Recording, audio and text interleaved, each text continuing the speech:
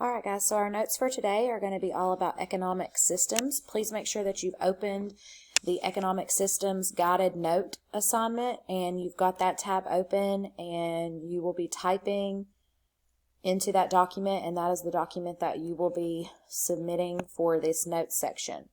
We will come back to the essential question, how do different economies make decisions? After we have finished the notes, that will be your essential question on the discussion for tomorrow.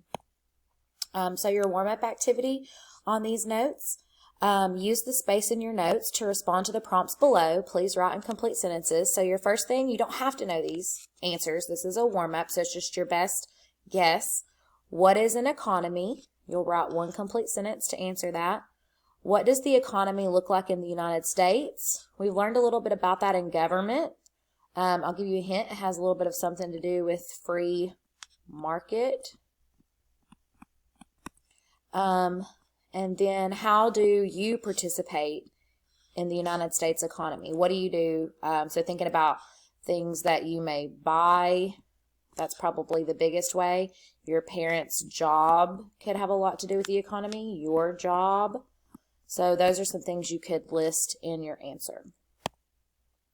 So remember, you're typing what is read. So the three basic economic questions. What three questions must every economy answer? What goods and services should be produced? How should these goods and services be produced? And then the third question, who gets these goods and services? So every economy has to be able to answer these questions in order for it to be an economy and work. So how does the U.S. answer these three economic questions? So you'll come back here to this slide. What goods and services should be produced? So then here you'd write one sentence, what goods and services should be produced in the United States? And then the second question, how should these goods and services be produced? So how should these goods and services be made? That's going to be your second answer. And then the third question, who gets these goods and services? So that's going to be your answer here.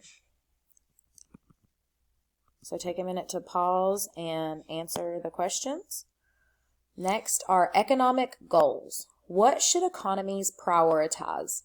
Because of trade-offs, so we talked about that's the things you give up when you choose to produce something, or you choose to produce something. That's what we talked about in our last section of notes. Because of trade-offs, economies must choose what to focus on and where to spend its resources. Because if you're having to give up something in order to make this, then you want it to be made as quickly and efficiently as possible because you gave up something in order to make it happen. So economists generally break these priorities into 6 main goals.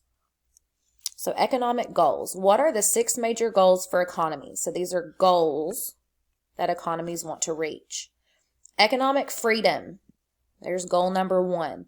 Allowing individuals to make their own economic decisions without government interference. Remember, you're typing what's in the red. So example, choosing your own job or choosing what you want to buy. Economic efficiency.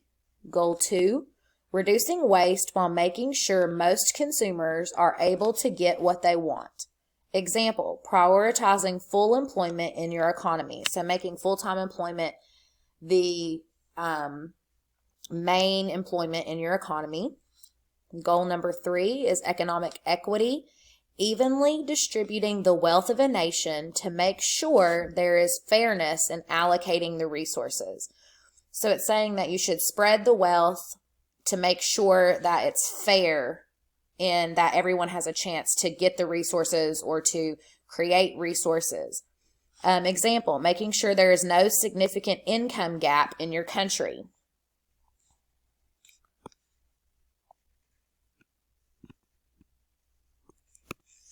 All right, next goal, economic growth. Improving the standard of living through innovation and economic growth. So example, fostering growth in technology. Economic security. Supporting and providing necessities for the poor or disadvantaged. Example, making health care a reality for all members of society. Economic stability. All necessities are consistently available for the public without uncertainty. So, for example, electricity and clean water are a given and not something the average person worries about having access to. So that would be economic stability. So, one sentence, what goals, so more than one, what goals do you think the U.S. prioritizes? So out of the 6 we just went through, write one complete sentence listing, or really you don't have to even write a sentence. You can just do like a bulleted list. Which goals do you think the United States makes a priority? Which one does the United States economy seem to think are the most important? And then the next question, what goals do you think are most important and why? So then you could do a list of which ones you felt were the most important. And then you will write one complete sentence here explaining why those are the most important goals to you. What is an economic system? An economic system answers the 3 basic economic questions for a nation or society. It determines production, distribution, and consumption. So we talked about those 3 basic questions at the beginning. So an economic system answers the 3 basic economic questions for a nation or society. Traditional economy. What is a traditional economy? All right, so a traditional economy, what is a traditional economy? It's custom, ritual, and tradition determines what is produced, how it's made, and who consumes it. So custom, ritual, and tradition determine what is produced. And then how it's made and who consumes it is also determined by custom, ritual, and tradition. So that is a traditional economy.